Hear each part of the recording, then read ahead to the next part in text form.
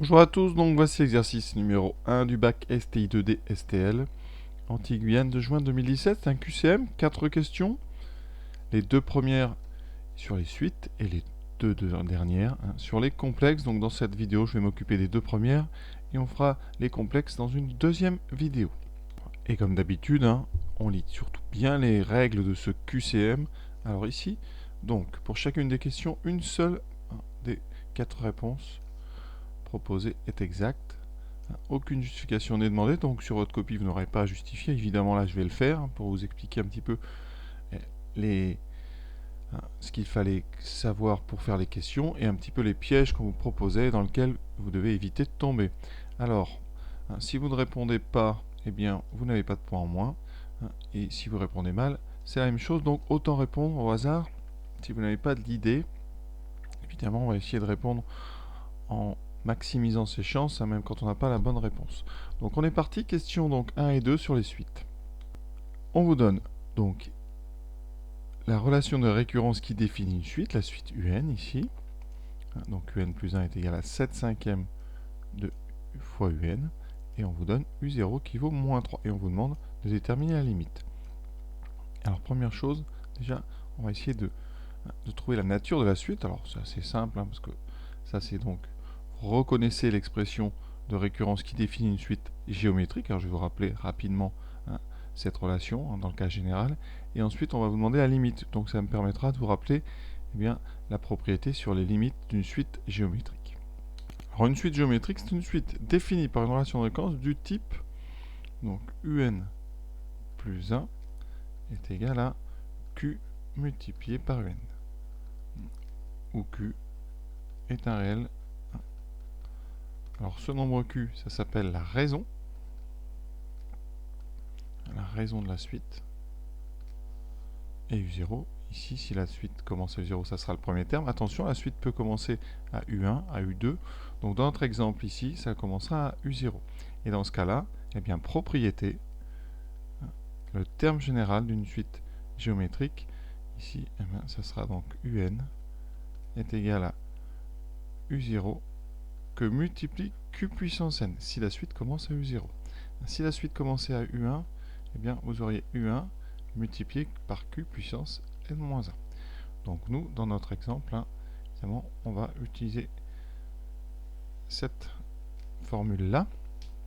Et ce qui est important, c'est que la limite va dépendre de deux choses. De Q puissance N et aussi de U0. En tout cas, de son signe. Une première remarque avant de donner la propriété. Si le premier terme de la suite est nul, alors tous les termes seront nuls. Ici, ce n'est pas notre cas, puisque U0, c'est moins 3.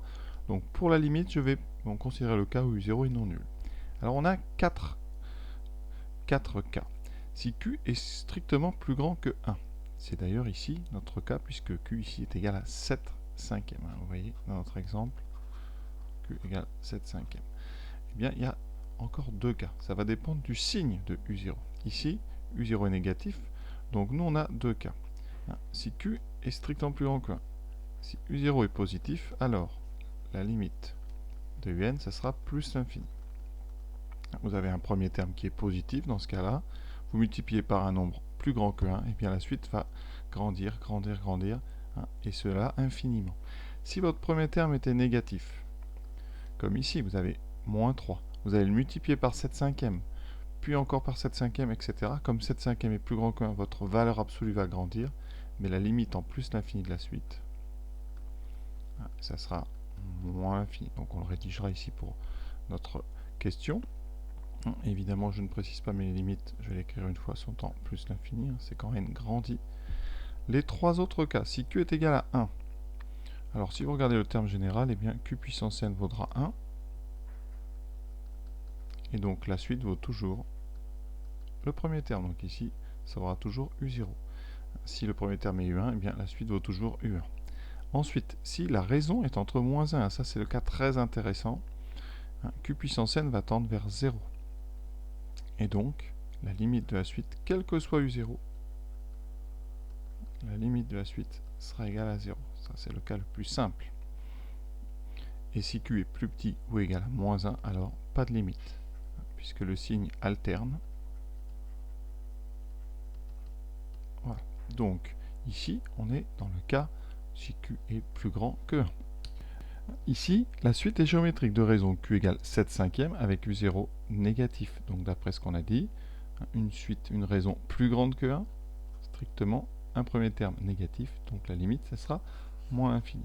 Pour détailler, ici, comme la suite est géométrique de raison 7 cinquièmes, pour tout n, supérieur ou égal à 0, eh bien, le terme général va s'écrire donc 7 cinquièmes à la puissance n multiplié par moins 3. Vous pouvez écrire sinon en mettant moins 3 multiplié par donc 7 cinquièmes à la puissance n. Alors comme 7 cinquièmes, eh bien, pour que vous compreniez bien, c'est 1,4. Ça veut dire que votre suite, c'est moins 3 multiplié par 1,4 à la puissance n. Comme 1,4, eh bien, c'est plus grand que 1. Quand vous multipliez par 1,4, il faut savoir, c'est que vous rajoutez 40%. Donc vous ajoutez 40% à chaque étape, donc évidemment que ça va grandir. Donc ce qu'on peut dire de façon claire, c'est que la limite, quand n tend vers plus l'infini de 1,4 puissance n, c'est plus l'infini. Et comme vous multipliez par moins 3, eh bien le produit des deux, donc la limite de un, ça sera moins l'infini. Voilà, évidemment, on ne vous demande pas de rédiger, donc j'en dis beaucoup, mais résumé comme ça, rapide du cours, on peut passer à la question 2. On considère une deuxième suite géométrique, la suite Vn, définie par son premier terme, donc V0 égale 1 quart, donc très important, le moins important c'est géométrique évidemment. V0, donc on commence à 0, et sa raison c'est 3 demi, je vous rappelle, 3 demi c'est 1,5. Donc on vous demande quelle est la valeur exacte du terme V10, donc le terme de rang 10. Alors qu'est-ce qu'on peut dire? Comme la suite est géométrique, eh bien on sait, et qu'elle commence en 0, donc pour tout n supérieur ou égal à 0, eh bien le terme général, on l'a déjà dit tout à l'heure, ça sera V0 multiplié par Q puissance n. Donc ici, ça sera 1 quart multiplié par 3 demi à la puissance n. Pour ceux qui n'aiment pas les fractions, ça revient à faire 0,25 multiplié par 1,5 puissance n. En termes de limite d'ailleurs, pour revenir à ça, 1,5 est plus grand que 1, U0, enfin V0 est positif, donc la limite c'est plus l'infini. Alors comment calculer le terme V10? Eh bien c'est simple, on remplace n par 10. Donc V10 vaut, on va laisser ici, alors on n'a que des nombres décimaux dans les propositions, non on a des fractions ici, donc on va pour l'instant laisser les fractions, ça fait 1 quart fois 3 demi à la puissance 10. Donc il va falloir une machine, parce que 3 demi puissance 10, ben, c'est pas facile à calculer. Alors il y a plusieurs façons de le faire, donc soit vous faites 1 quart fois donc 3 puissance 10 sur 2 puissance 10, ça peut nous donner peut-être la réponse C. En tout cas, on va voir ce que ça donne. Ici, chose intéressante, 1 quart c'est 2 au carré, donc ici vous aurez au dénominateur 3 puissance 10, ça c'est au numérateur, et en dessous vous aurez 2 puissance 2 fois 2 puissance 10. Vous aurez donc 3 puissance 10 sur 2 puissance 12. C'est pour montrer un petit peu toutes les manipulations qu'on peut faire. Alors des 3 et des 2, ça ne se simplifie pas. Donc première chose, de toute façon vous ne pourrez pas avoir un 15 quarts, on ne voit pas du tout d'où ça viendrait. Donc ce 15 quarts, on peut l'enlever. Première chose.